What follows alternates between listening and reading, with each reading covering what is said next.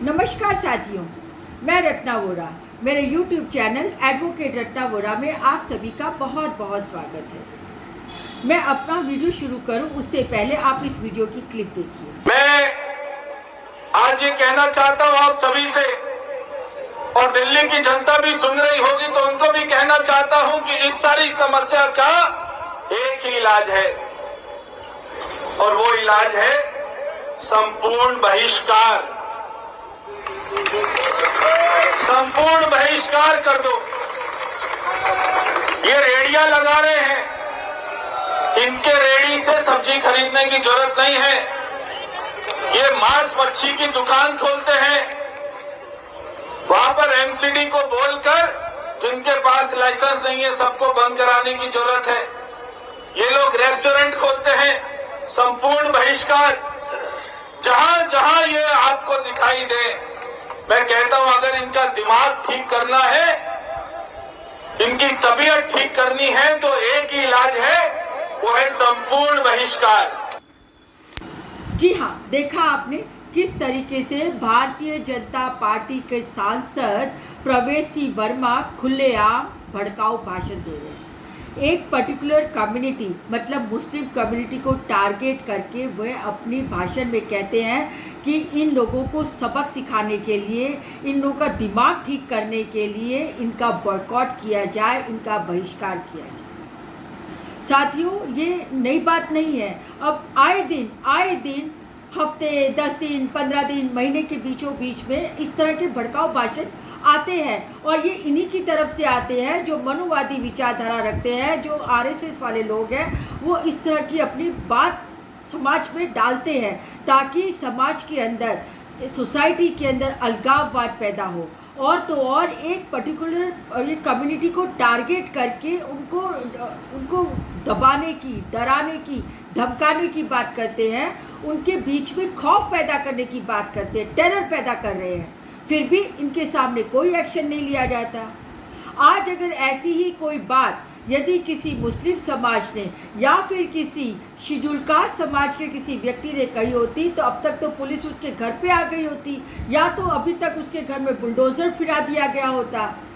यहाँ पे भारत में जिस तरह की राजनीति चल रही है और जिस तरह का माहौल चल रहा है, उसको देख के लगता है कि भारत में आज वो दिन दूर नहीं कि शायद गृह युद्ध की परिस्थिति पैदा हो जाए, जेनोसाइड की परिस्थिति, यहाँ पे नरसंहार की परिस्थिति पैदा हो। उसमें भी कोई नई बात नहीं होगी, क्योंकि जिस तरीके का माहौल ये भारतीय जनता पार्टी के लोग और उससे जुड़ी हुई जो संस्थाएं हैं जो माहौल पैदा कर रही हैं, उससे साफ तौर पे जाहिर हो रहा है कि ये एक कम्युनिटी को टारगेट करके इसको जेनोसाइड की तरफ ले जाने की बात कर रही है।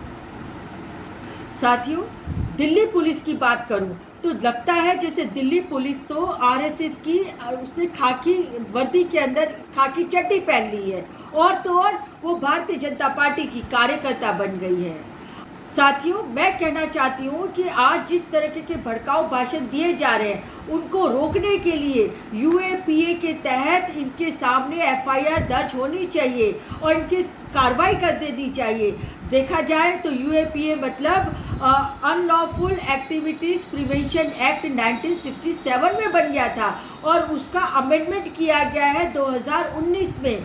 तो यूएपीए की जो सेक्शन 2 डेफिनेशन की सेक्शन है, उसमें जो सेक्शन 2 है वो अनलॉफुल एक्टिविटीज़ को डिफाइन करती है, और जो सेक्शन 2P है वो अनलॉफुल एसोसिएशन के बारे में बात करती है, और सेक्शन 3 बोलती है कि ऐसी अनलॉफुल एसोसिएशन को बैन किया जाना चाहिए।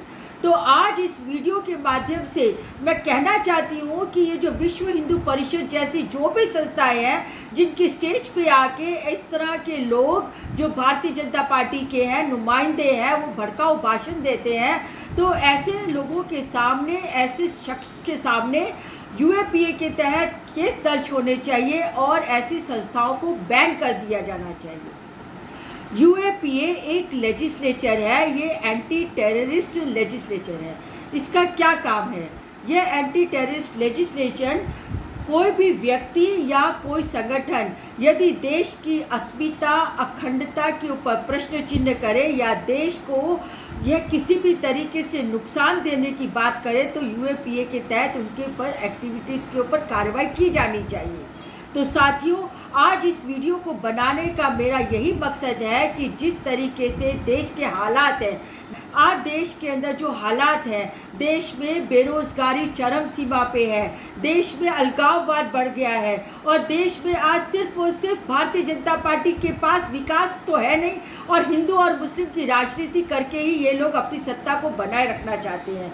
तो आज इस वीडियो के तहत मैं यही मैसेज देना चाहती हूँ कि आज देश में ऐसे लोग जो भड़काऊ बातें करते हैं उनको सबक सिखाने के लिए उनके सामने यूएपीए के तहत कार्रवाई की जानी चाहिए। तभी देश के अंदर कहीं कुछ शांति, अमन और चैन पैदा होगा। अन्यथा वो दिन दूर नहीं कि जब देश के अंदर गृह युद्ध छिड़ सकता है और गृह युद्ध छिड़ने की तैयारी हो सकती है। साथियों, इसके साथ ही मैं अपनी बात यही ख़त्म करती हूँ। फिर मिलेंगे एक नए वीडियो के साथ। तब तक के लिए नमस्कार।